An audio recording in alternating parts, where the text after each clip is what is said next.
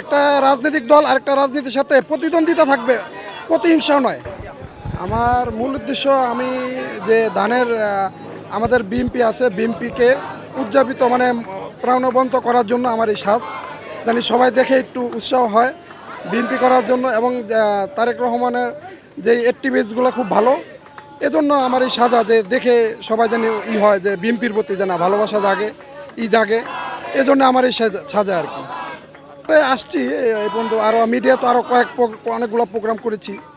তো যাই হোক, এখন তারেক রহমান দেখছে আমাকে, একবার দেখছে স্টেজের সামনে, আর এমনি দেখা হয়, প্রায় সময় দেখা হয়, কিন্তু ওইভাবে সাক্ষাৎ হয় না এখনও। ইনশাল্লাহ সাক্ষাৎ হলে হয়তো কথা বলতে পারতাম, যে না আরও দু একটা কথা ভালো করতে পারতাম, যে না এটা এই কাজগুলো করছেন স্যার খুব ভালো, এরকম কিছু বলতে পারতাম তার ব্যাপারে। বলার ইচ্ছা আছে যে ওনার প্রতিটা কাজে ভালো হচ্ছে, উনি জানি সামনের দিকে আরও ভালো করে, এবং আমাদের গরিব মানুষ যারা আছে তাদের কথা ভাবে।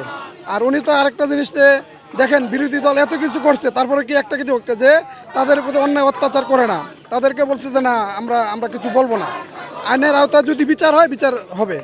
উনি এটাও মওকুফ করে দিয়েছেন যে না, আমরা একটা রাজনৈতিক দল আরেকটা রাজনীতির সাথে প্রতিদ্বন্দ্বিতা থাকবে, প্রতিহিংসা নয়। আমরা প্রতিহিংসার রাজনীতি চাই না। এই যে আমি এখানে লিখেছি দেখেন, যে একটা রাজনৈতিক দল আরেকটা প্রতিদ্বন্দ্বিতা থাকতে পারে, কিন্তু প্রতিহিংসা নয়। প্রতিহিংসার রাজনীতি ভালো হয় না।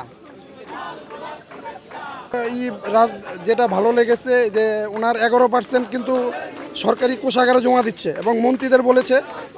এবং ট্রাফিক জ্যামে কেউ যদি জ্যামে পড়ে, আমাদের মাননীয় প্রধানমন্ত্রী একটা নিউজ পাইছে যে ট্রাফিকরা বলছে যে মন্ত্রী আসছে ছেড়ে দাও, কিন্তু প্রধানমন্ত্রী এটা কানে যাও, মন্ত্রিসভা মিটিংয়ে বলছে যে আমাদের কেউ যে কোনো সময় জ্যামে পড়লে এটা বলবেন না যে মন্ত্রী আসছে, আপনারা পাবলিক যেভাবে যায় সিঙ্গেল মেনে ওইভাবে যাবেন।